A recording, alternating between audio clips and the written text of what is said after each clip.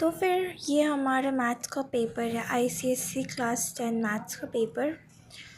तो ये पेपर में 15 मार्क्स का एमसीक्यू। तो मेरे अकॉर्डिंग जो मैं लिख के आई हूँ आंसर्स में, ये फर्स्ट पेज में मैंने टिक नहीं किया है। इसका आंसर होगा -1, इसका होगा 18% और इसका 9। तो ये एमसीक्यूज़ तो इजी थे। कुछ एमसीक्यू बहुत ज़्यादा मतलब ट्रबल मेकिंग थे, जिसको समझ में ही नहीं आ रहा था कि उसका ऑप्शन कौन सा होगा सॉल्व करने के बाद भी। पर यहाँ पे ये वाले फर्स्ट पेज तो ईजी था। ये है हमारा सेकंड पेज का जैसे कि ये वाला एमसीक्यू सॉल्व करने से बहुत वियर्ड आंसर आ रहा था। पहले तो मैं सी करने वाली थी, फिर उसके बाद पता नहीं क्यों मैंने बोला नहीं डी कर देते, ए भी बहुत आ रहा है, डी कर देते। तो फिर मैं डी करके आई थी। तो मैंने बस ऐसे तुक्का मार के आई थी ये वाला, क्योंकि मुझे पता ही नहीं था कि इसका आंसर क्या होगा। तो एग्ज़ाम में तुम्हें कोई भी आंसर आता हो नहीं आता हो, फिर भी जो तुम्हें नियर लगे, अप्रॉक्स लगे कि हाँ हो सकता है कि ये आंसर हो, वो कर देना। तो ये मैंने करके आई थी। तो पता नहीं सही है या क्या, चेक नहीं किया अभी तक मैंने, क्योंकि फिज़िक्स एग्ज़ाम उसी को पढ़ रही थी, इसलिए वीडियो भी थोड़ी लेट आई है। और ये हमारा 5th एमसीक्यू का भी आंसर मैंने यही किया है, 6 का ये किया है। जैसे कि टॉपर से पता चला, जब मैं अपनी क्लास के टॉपर से पूछ रही थी तो उसने बोला 15 होगा, पर मैं 25 करके आई हूँ। देखते हैं क्या होगा। ऐसे में मेरा मैथ उतना अच्छा है नहीं, पर ठीक है, इतना है कि आ जाएगा ठीक ठाक मार्क्स। Let's see. इसका आंसर ये था, मैंने ये किया है। इसका 130 डिग्री आया था मेरा, तो मैंने तो 130 डिग्री ही किया है। और डिफरेंट लोगों से बात करने पे डिफरेंट ओपिनियंस, डिफरेंट अब तक करेक्ट वन तो पता नहीं, क्योंकि हम लोग की स्कूल की टीचर ने भी एमसीक्यूज़ वगैरह, क्वेश्चंस वगैरह कुछ भी डिस्कस किया नहीं, क्योंकि अभी तुम लोग को इंपॉर्टेंट है कि ये पेपर कंप्लीट होने के बाद नेक्स्ट पेपर के ऊपर ध्यान दो। तो अभी हम लोगों को श्योरिटी नहीं कि कौन सा आंसर कौन सा है। जो मैंने करके आया, तो जब लास्ट की जैसे 5 मिनट्स है, तो जो मैंने आंसर में लिखा तो वो सब मैं टिक कर दी हूँ, कि जब बाद में मुझे थोड़ा जब टाइम मिलेगा तो मैं चेक कर सकूँ कि मेरे एमसीक्यू कितने सही है। तो मेरे अकॉर्डिंग तो मैंने ये लिख के आई हूँ, ये लिख के आई हूँ इस पेज में। नेक्स्ट पेज का जो एमसीक्यू है, मतलब एमसीक्यू नंबर 9, उसका तो सी था 100% श्योर अकॉर्डिंग टू मी। इसके बाद ये वाला एमसीक्यू में थोड़ा सा डाउट था, पर मैं तो यही करके आई हूँ, बी करके आई हूँ। और ये वाला 3:8 एमसीक्यू वगैरह ठीक ही था, पर कुछ बहुत ज़्यादा कंफ्यूजिंग लगा मुझे, क्योंकि मैं बहुत ज़्यादा कंफ्यूज हो गई थी कि ये वाला ऑप्शन भी थोड़ा रिलेटेड है, ये वाला ऑप्शन भी थोड़ा रिलेटेड है। पर लेट्स सी। इसका भी जैसे कि लास्ट टाइम था तो मैं 16 करके आ गई, पता नहीं 16 ही होगा या क्या। तो ये 16 है, इसका नंबर ए है। MCQ number 14 and 15, the last 2। इसका मैं करके आई हूँ 2:1, पर मैंने टिक किया है ये वाला जल्दी में, 2:1 करके आई हूँ मैं, लास्ट में करेक्ट करके आई हूँ। उसके बाद फिर इसका मैंने नहीं किया है। ये दोनों एमसीक्यू मैंने तुक्के में ही मारा है। ओवरऑल मैंने 3-4 एमसीक्यू जो मुझसे नहीं हो रहा था, उसका स्पेस मैंने छोड़ दी थी कि अगर लास्ट में ज़्यादा टाइम मिला तो सॉल्व करके करूँगी, नहीं तो फिर जो लगेगा नियर बाय कि हाँ ये सही है वो कर दूँगी। तो वो 2 एमसीक्यू मैंने, कुछ एमसीक्यू ऐसे मैं छोड़ दी थी, लास्ट में मुझे टाइम नहीं मिला तो फिर मैंने जल्दी ऐसे ही कर दिया, जो मुझे अप्रॉक्स लगा कि हाँ थोड़ा रिलेटेड है, ये कर देता है इसलिए। फिर हम लोग आ जाते हैं हमारे क्वेश्चन 2 में। तो क्वेश्चन 2 में हमारा ये था, ये दोनों बहुत ही इजी था, ये दोनों बहुत इजी था। मेरा आंसर मतलब कितना मुश्किल से मुझे 6 से 7 मिनट्स लगे थे सॉल्व करने में, मैंने सॉल्व कर दिया था, इतना इजी था। 4 मार्क्स का इजी था पेपर। ये वाला पेपर इजी था या नहीं था, लेकिन ये क्वेश्चन मुझे बहुत इजी लगा था। ये भी इजी था, ये सब मैंने कर लिया था। मेरा इसमें शायद वाई एक का वैल्यू का 58 आंसर आया था, अब पता नहीं सही है क्या। ये वाला डायग्राम देख के तो मैं बहुत डर गई थी। उसके बाद जब क्वेश्चन देखा तो देखा कि फॉर्मूलाज पुट करने के बाद जो आपको आता है कॉमन, वो निकाल के किया तो एकदम ईजिली सॉल्व हो गया, एकदम ईजी। तो पेपर ये वाला ऑप्शन भी सही था, क्वेश्चन नंबर 3 भी था। अब सब लोग बोल रहे हैं कि पेपर लीक हुआ था, तो आखिर ये वाला टॉपिक आया कहाँ से कि पेपर लीक हुआ था? क्योंकि भाई हमें तो कोई कुछ भी मतलब कोई आइडिया ही नहीं था कि आईसीएसई का पेपर लीक हो सकता है। तो आखिर पेपर कौन सा क्वेश्चन लीक हुआ था? तो यहाँ पे आता है पॉइंट, क्वेश्चन कौन सा लीक हुआ था? ये वाला। कितना मार्क्स का? 5 मार्क्स का। 5 मार्क्स का क्वेश्चन कैसे लीक हो गया? तो बोला जा रहा है एग्ज़ाम के जस्ट एक दिन पहले, मतलब 1 मार्च को, 2 मार्च को हम लोग एग्ज़ाम है, 1 मार्च को एक दिन पहले किसी ने फिलो ऐप पे ये वाला क्वेश्चन सॉल्व करने के लिए पूछा था। अब मतलब इसका मतलब किसी ने पूछा था तो एग्जामिनर्स लोग तो पूछेंगे नहीं, ऑब्वियस सा बात है। किसी स्टूडेंट ने पूछा तो उसके पास कहाँ से आया question paper, same exact question with same value, उसमें भी 5 है, सेम वैल्यू, कैसे? सिर्फ इस क्वेश्चन के बेसिस पे सब लोग बोल रहे हैं कि पेपर लीक हुआ था 5 मार्क्स के क्वेश्चन के लिए। अब ये तो पता नहीं, क्योंकि एक दिन एग्ज़ाम के एक दिन पहले लीक हुआ था पेपर, सेम एग्जैक्ट क्वेश्चन, और फोटो भी अगर देखोगे तुम लोग तो यहाँ से ऊपर में टॉप पोर्शन से, यहाँ से उसका जो भी बेडशीट वगैरह है वो दिख रहा है, और यहाँ से फ़ोटो लीक होने का दिख रहा है। तो आखिर लीक हुआ कैसे? तो फिर यही इस रीज़न से सब लोग बोल रहे हैं कि री एग्ज़ाम कंडक्ट होगा। पर ये सब रूमर है, री एग्ज़ाम कंडक्ट तो होना पॉसिबल तो नहीं लगता है, क्योंकि इतने सारे एग्ज़ाम्स में री एग्ज़ाम कंडक्ट कैसे पॉसिबल तो नहीं लगता है, क्योंकि आईसीएसई का पेपर लीक हुआ है। और री एग्ज़ाम हो सकता है हो, अगर री एग्ज़ाम हुआ तो एक ट्रबल भी है, क्योंकि इस बार का जो पेपर था, मतलब क्वेश्चंस देखा जाए तो जैसा कि माइंडसेट था कि हाँ ये चैप्टर्स इंपॉर्टेंट है, इसमें से क्वेश्चंस आएंगे, उसी टाइप के बेसिस पे क्वेश्चंस आया भी था, वैसे ही टाइप के क्वेश्चंस आए हैं, और इस हिसाब से पेपर थोड़ा इजी लग रहा है। लेकिन अगर री एग्ज़ाम कंडक्ट हुआ तो फिर क्या होगा कि हम लोगों का पेपर बहुत टफ़ आएगा, बहुत ज़्यादा टफ आ सकता है, चांसेस है।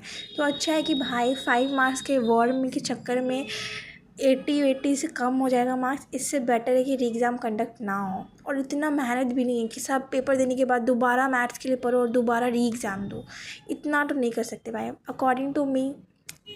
ठीक है, फॉर एवरेज स्टूडेंट्स भाई री एग्ज़ाम ना कंडक्ट हो तो बेटर है। अब टॉपर लोगों को वॉर होगा 5 मार्क्स के लिए, तो भाई जाओ री exam low, I don't care. लेकिन री एग्ज़ाम होगा तो बहुत ज़्यादा चांसेस है कि डिफ़िकल्ट पेपर आएगा। लेकिन ये वाला क्वेश्चन भाई ऐसे भी इजी था, अगर लीक हो भी गया तो ठीक है, लेकिन ऐसे भी क्वेश्चन इजी है, सभी को आता होगा, ये क्वेश्चन इजी है। मैंने भी क्वेश्चन अटेम्प्ट करके आई हूँ, ये तो करना ही था, कंपलसरी में था, ऑप्शन में नहीं था। अब यहाँ से शुरू होता है सेक्शन बी, यहाँ से ऑप्शन शुरू होता है। तो यहाँ से जब हम लोग को मतलब लाइक पेपर मतलब ऐसे सील रहता है, तो तुमको सील खोलना पड़ता है फर्स्ट। ये तो मेरा 2 मिनट सील खोलने में ही लग गया था, किससे खोलूँ। उसके बाद आइडिया हो गया कि स्केल से ऐसे पकड़ो और खोल दो तो 1 सेकेंड में खोल जाता है सील। फर्स्ट डे तो एग्जामिनर को बुला के मैंने सील खुलवाया था। उसके बाद जब हम लोग को पेपर मिला था ना, तो फिर पेपर मिलने से पहले ना तुम रीड नहीं कर सकते हो, 10 मिनट पहले मिल जाए, 5 मिनट पहले मिल जाए, तुम रीड नहीं कर सकते, ऐसे फ्रंट पेज रख कैसे देखो। अब हम लोग वो स्मार्ट बच्चे, हम लोग क्योंकि ऐसा टर्न करके नहीं ये वाला क्वेश्चन देख रहे थे, तो माइंड में ये वाला क्वेश्चन सॉल्व कर रहे थे, ये वाला क्वेश्चन हम लोग माइंड में ही सॉल्व कर रहे थे। ओवरऑल ये वाला क्वेश्चन हम लोगों ने सॉल्व कर दिया है, ये भी ईजी लगा है, हो जाएगा। जैसे मतलब पेपर मिला, खुशी में से टर्न किए हम लोग, और लिटरली देखे कि ये क्या है, कि कैसे सॉल्व करते हैं, ये वाला चैप्टर ही नहीं मैं करके, मतलब ये है क्या, क्या प्रॉपर्टीज़, क्या ये एक्स वाई क्या। बाद में घर आके पता चला ये तो बहुत ईजी था, मतलब को विंडो वाला चैप्टर था ना, उसमें से ये था। इसको देखने के बाद यहाँ पर का 4 और 3 मार्क्स के चक्कर में मैं नहीं करके आई, मतलब मैंने छोड़ दिया कि नहीं भाई मेरे से नहीं होगा, इसके चक्कर में 3 मार्क्स चला जाएगा, इससे बेटर है कि इसको अवॉइड कर देते हैं। तो इसको मैंने अवॉइड कर दिया, और ये वाला डायग्राम देख के भी मेरे को अलग से सन की चढ़ा, मैंने बोला नहीं ये वाला डायग्राम बहुत टफ लग रहा है, I am not gonna do that. तो फिर ये दोनों क्वेश्चन तो मैं पहले से ही गिव अप कर दिया था मैंने कि नहीं ये दोनों क्वेश्चन मुझसे नहीं होगा। तो ये और ये इसका तो एकदम पूरा 15 मिनट्स वेस्ट हो गया इसमें। मतलब ऐसे मिलता है ना 10 मिनट पहले ही पेपर मिल जाता है, तो हम लोग पढ़ रहे थे छुप छुप के कि देखते हैं क्या होगा। ऑलमोस्ट पूरा ब्रेन खर्चा करने के बाद पता चलता है कि इधर पे ये अजीब से सम्स मूड ऑफ कर देता है।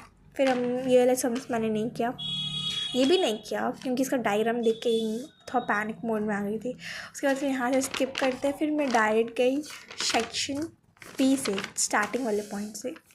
इसको देख के थोड़ा सा खुशी हुआ, क्योंकि ये 4 लाइन में सॉल्व होने वाला ट्रिग्नोमेट्री आया था, इतना इजी भाई, इससे डबल ट्रिग्नोमेट्री वाला चैप्टर में दिमाग ख़राब कर किया था। इतना डिफिकल्ट ट्रिग्नोमेट्री सॉल्व करने के बाद ये 4 लाइन वाला ट्रिग्नोमेट्री आया एग्ज़ाम में। इसके लिए कितना बार रोना धोना, चैप्टर पढ़ने के लिए इतना ट्रबल, और ये 4 मार्क्स का। फिर भी हमने इसको सॉल्व किया भाई खुशी से कि कम से कम ईजी है, टफ नहीं आया।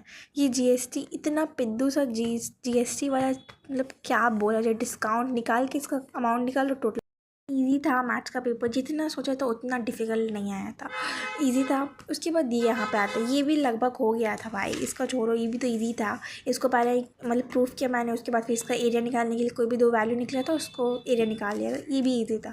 ये वाला पोर्शन देख के बहुत ज़्यादा खुशी हुआ, 1 मिनट के लिए खुशी का लहर। उसके बाद फिर सॉल्व किया, उसके बाद मतलब यहाँ पे देखो ये डायग्राम आता है, ये फर्स्ट टाइम बोर्ड एग्ज़ाम देने का। देखो यहाँ पे हम लोग को ये करना नहीं था, कि मैंने गलती से देखा यूजिंग दिस, मतलब मुझे ये वाला ग्राफ देख के करना था, लेकिन मैं इतना पैनिक मोड में थी कि टाइम नहीं है, ये नहीं है, वो नहीं है, सोच के फिर मैंने ये ग्राफ भी किया है।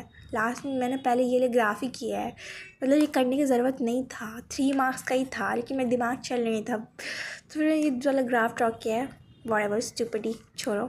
उसके बाद फिर ये सॉल्व किया तो हाँ ये सब आ गया था, मेरा ओवरऑल ईजी था तो आ गया था। यहाँ पे मैं फंस गई थी एक क्वेश्चन लेके, ये वाले में मतलब पता नहीं क्यों मेरा आंसर आ ही नहीं रहा था, तो फिर मैंने ये रॉन्ग ही है, समझ लो रॉन्ग ही है, पता है रॉन्ग है, नहीं किया है मैंने। फिर यहाँ पे 6 वाला करना था, तो ये 6 वाला है, क्वेश्चन नंबर 6।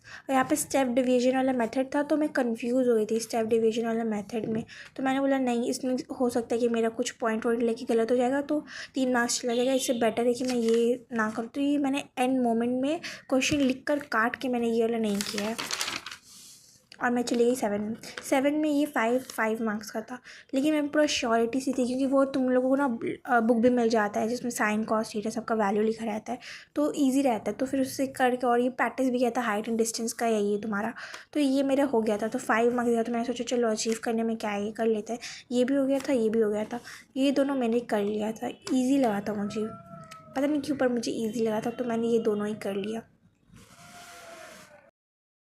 तो इस वाले क्वेश्चन को करने के बाद ये बिल्कुल मैंने लास्ट में ग्राफ वाला क्वेश्चन किया है, पता नहीं कुछ मिस्टेक हुआ होगा या क्या, बट आई एम श्योर कि इसमें मिस्टेक नहीं होना चाहिए, आई होप सो। उसके बाद हम लोग आते हैं क्वेश्चन नंबर 8 में।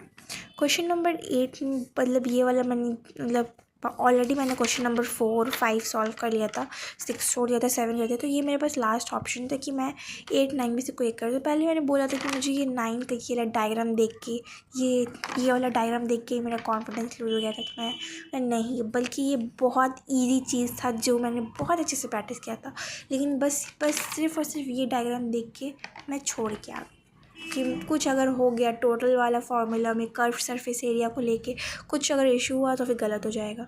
यही सोच के फिर मैंने क्वेश्चन नंबर 8 अटैम्प्ट किया, जो ओवरऑल बहुत अच्छा था मेरा। ओवरऑल मेरा 8 अच्छा था। ये वाला डायग्राम लास्ट ग्राफ में क्या हुआ था कि एग्जामिनर मेरे सर के ऊपर आके खड़ा था कि बेटा पेपर सबमिट कर दो, and I was like doing OGF ऐसे करके ड्रॉ करके सबका लिख रही थी कि हाँ क्या है ये, सबका वैल्यूज़ लिख रही थी, और एग्जामिनर आके खड़ा था। इसमें थोड़ा सा टाइम वेस्ट हो गया था मेरा, क्योंकि मैं क्वेश्चन नंबर 6 का ये काट के दोबारा मैं करने गई थी ये 8, तो क्वेश्चन नंबर 6 में मेरा टाइम लग गया था ऑलरेडी 5 मिनट्स, तो यहाँ पे बस टाइम नहीं था, और मतलब ग्राफ करना था, तो फिर थोड़ा सा इसको लेके प्रॉब्लम हो गया था। ग्राफ में देखो, वैल्यूज़ देखो, फिर पेपर में लिखो, तो इसके लिए, बट ओवरऑल पेपर ठीक ही था।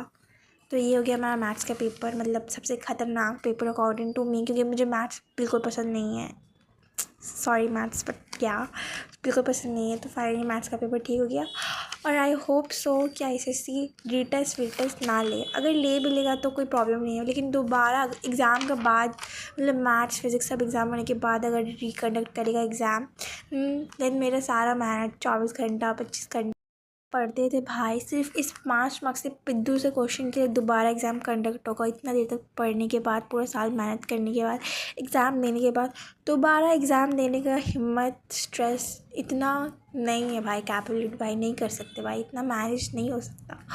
तो मैथ्स का पेपर ख़त्म हो गया है, तो मेरा तो खुशी ख़त्म ही नहीं हो रहा है एकदम, लाइक फाइनली ये चीज़ ख़त्म हुआ जो सबसे ज़्यादा स्ट्रेस देता है। लेकिन अभी लाइफ से तो ख़त्म नहीं हुआ है, बट फाइन, एग्ज़ाम तो ख़त्म हो गया ना, बस ये मैटर करता है। तो यही था पेपर, एग्ज़ाम कुछ रिकंडक्ट करने को पता नहीं, श्योरिटी तो नहीं है, पर बस वही 5 मार्क्स का क्वेश्चन के लिए ये सब हो रहा है कि पेपर लीक हो गया है, एंड आई डोंट थिंक कि होगा, तुम भी मत सोचो कि हो, क्योंकि भाई अगर होगा तो पेपर डिफ़िकल्ट आएगा। That's all for today. Next exam है हम लोगों का फ़िज़िक्स, जो है 9 मार्च को, तो उसका वीडियो भी आएगा। आई होप फिज़िक्स भी अच्छा जाए और पेपर लिखना हो।